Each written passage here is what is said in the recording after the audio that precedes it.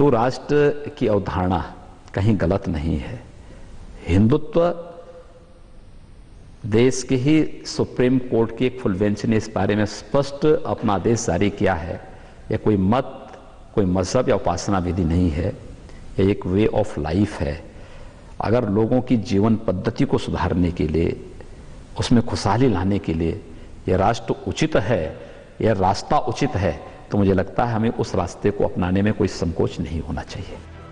हिंदू राष्ट्र का मुद्दा बीजेपी सांसद साक्षी महाराज की ओर से उठाया गया। साक्षी महाराज ने मांग की है कि देश को हिंदू राष्ट्र बनाने के लिए भी अगर संविधान में संशोधन की जरूरत है तो किया जाए। हिंदू राष्ट्र बनाना है तो उसके लिए संविधान में संशोधन करना पड़ेगा, क्योंकि अभी जो संविधान है उसके मुताबिक भारत एक धर्मनिरपेक्ष राष्ट्र है।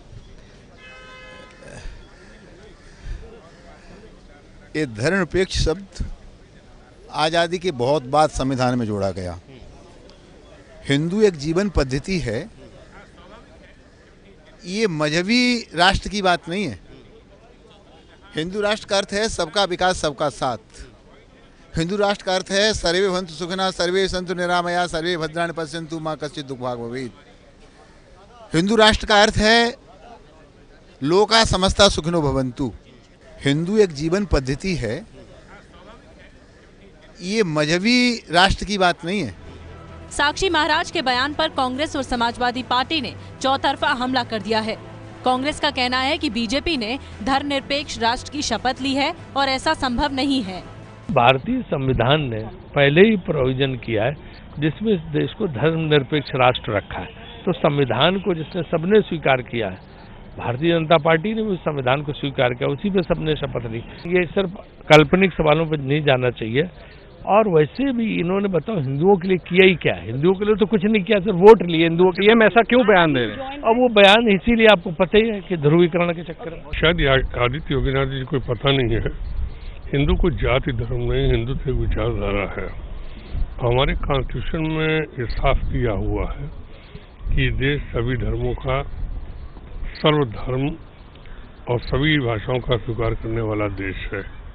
तो अगर योगी जी उत्तर प्रदेश से ऊपर उठ के सारे देश के बारे में सोचे हैं तो शायद उनकी अपने आप धारणा बदल जाएगी और संविधान के अनुरूप चलें तो शायद ये संभव कभी नहीं दिखाई दे सकता है। सेकुलर कह के सब बाबले हो गए हैं।